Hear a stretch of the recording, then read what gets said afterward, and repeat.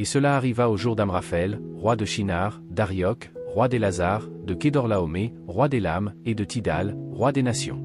Ceux-ci firent la guerre à Béra, roi de Sodome, et à Birsha, roi de Gomorre, à Shinab, roi d'Adma, et à Shemébé, roi de Zébouin, et au roi de Béla, qui est Tsoar.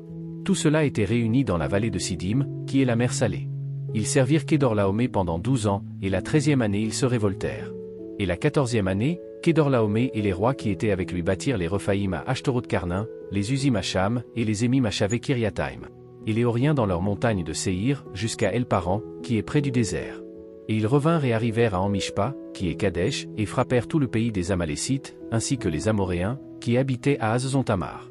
Et là sortirent le roi de Sodome, et le roi de Gomorre, et le roi d'Adma, et le roi de Zéboïm, et le roi de Béla, celui-ci est Zoar, et ils joignirent bataille avec eux dans la vallée de Sidim. Avec Kédorlaomé, roi d'Élam, et avec Tidal, roi des nations, et Amraphel, roi de Shinar, et Arioc, roi d'Élazar, 4 rois avec 5.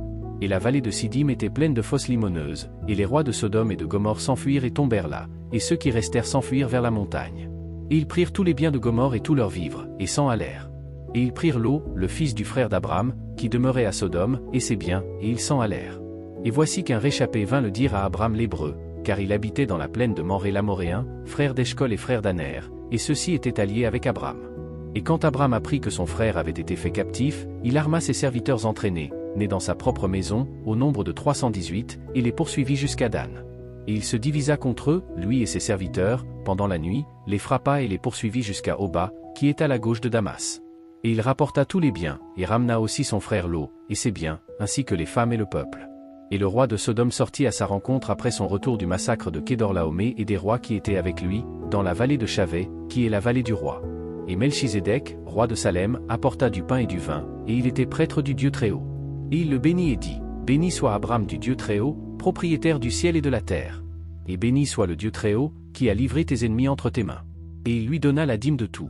Et le roi de Sodome dit à Abram, donne-moi les personnes, et prends pour toi les biens. Et Abram dit au roi de Sodome, j'ai levé la main vers l'Éternel, le Dieu Très-Haut, le possesseur du ciel et de la terre, que je ne prendrai pas d'un fil même à un cordon de chaussure, et que je ne prendrai rien de ce qui est à toi, de peur que tu ne dises, j'ai enrichi Abram. Sauf ce qu'ont mangé les jeunes gens, et la part des hommes qui m'accompagnaient, Aner, Eshcol et Mamré, qu'ils prennent leur part.